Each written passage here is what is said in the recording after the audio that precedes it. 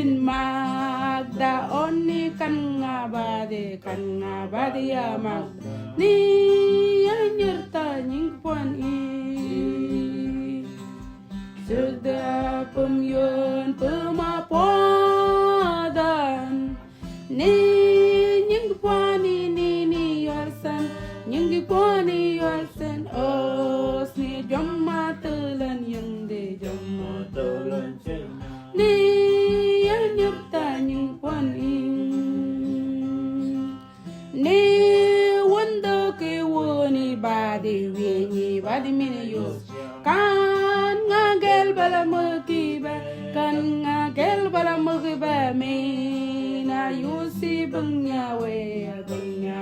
ya even mana lunan banyam nya jugda pumyun pumapwada ni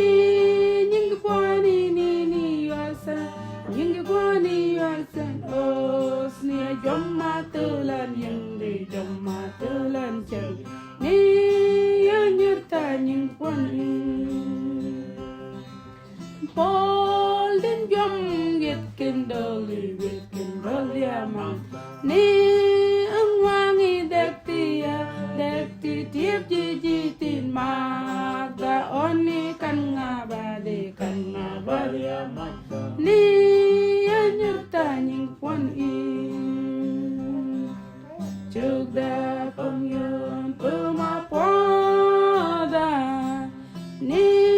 nying poni ni asa nying poni asa os ni jomma tulan yang de jomma tulan chen ni